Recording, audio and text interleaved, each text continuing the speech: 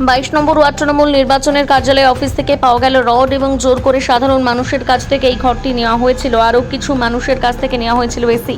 অভিযোগ করেছেন ঘরের মালিক কর্তৃপক্ষ। মালিকের হাতে ফিরিয়ে দিলেন 22 নম্বর ওয়ার্ডের বিজেপির কার্যকর্তা অজিত গুপ্ত। ঘটনাস্থলে এসেছিল পুলিশ। পার্টি অফিস থেকে বের করে দেওয়া হলো সমস্ত রকম তৃণমূলের ফ্লেক্স পোস্টার থেকে শুরু করে খোকন দাসের নামে ভোটার স্লিপ সহ নানান সামগ্রী জিনিস।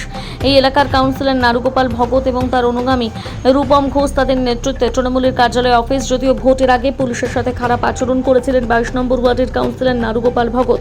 ভোটের রেজাল্ট ঘোষণা হতেই এলাকা ছেড়ে পালিয়ে যান তারই অনুগামী রূপম ঘোষ। তার খোঁজ মেলেনি এখনও। তবে তাদের নির্বাচনী কার্যালয় অফিস থেকে যে সমস্ত জিনিস পাওয়া গেছে তাতে অভিযোগ করেছেন স্থানীয় সাধারণ মানুষ থেকে শুরু করে বিজেপির কার্যকর্তা। যে সমস্ত লাঠি রড রাখা হয়েছিল সেই সব ব্যবহার করার জন্য তারা আগে থেকে মজুত করে রেখেছিল যদি তৃণমূল আবার ক্ষমতায় আসতো।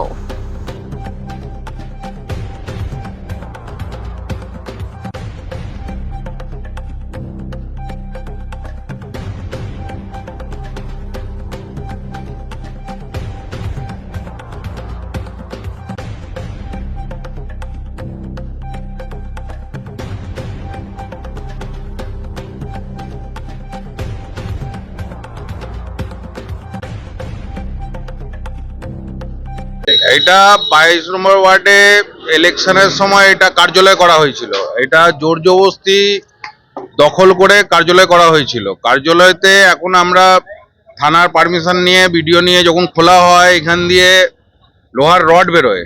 আপনারা সামনে দেখতে পাচ্ছেন লোহার রড রাখা আছে, কিছু ওদের ফ্ল্যাগ রাখা আছে, কিছু ভোটার স্লিপ রাখা আছে। এইগুলোই বেরোচ্ছে। আর এটা সম্পূর্ণ জোর জবরদস্তি দখল করে নেওয়া ছিল। না, এসিটা কেনা না, এসিটাও দখল করে মানে জোর জবরদস্তি একজনের কাছ দিয়ে নিয়ে এসিটা লাগিয়েছিল। যার এসি সে এসে অভিযোগ করে, থানায় অভিযোগ করে। ওনারা আমাদেরকেও বলেন, সবাই এসে আমরা দেখলাম কি এসিটাও লাগানো আছে, প্লাস এখানে রড লাঠি এগুলো সব বেরোচ্ছে। আমরা চাইছি প্রশাসন দেখুক, প্রশাসন এর জন্য ব্যবস্থা করুক, ব্যবস্থা নিক এরপর। এটা 22 নম্বর ওয়ার্ড, আলমগঞ্জ পুলিশ ফাঁড়ি। এটা নারু ভগত, রূপম, হ্যাঁ, ওর যে ছেলেরা ছিল ওরাই চালাতো। এটা অ্যাকচুয়াল হচ্ছে আমাদের গোডাউন, মানে ভোলা সামন্ততে। এই গোডাউনটা উনি তো খুব বাজেভাবে নিয়েছিলেন। তো আমাকে অনেক হুমকি দিয়ে মানে অনেক নোংরা কথা বলেছিলেন। তারপর উনি নিয়েছেন, সেটা আমি সোশ্যাল মিডিয়ায় তো বলেও ছিলাম, মানে জানিয়েছিলাম, অডিওটা আমি দিয়েছিলাম। এই আবার কি আজকে এই গুঞ্জনদা এদেরকে বলে আজকে আমি আমার গোডাউনটা ফিরে পাচ্ছি। এই আবার কি বলবো। আপনাকে যে পারমিশন নিয়ে গোডাউনটা নেওয়া হয়েছিল? না, কোনো পারমিশন নয়, ও তো শুধু ফোনে হুমকিটা দিয়েছিল নারুগোপাল ভগত রাত্রে ফোন করে।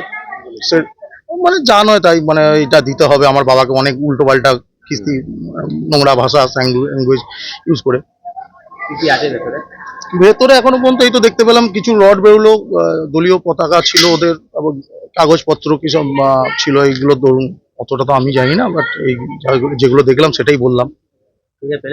হ্যাঁ, ফিরে পেলাম।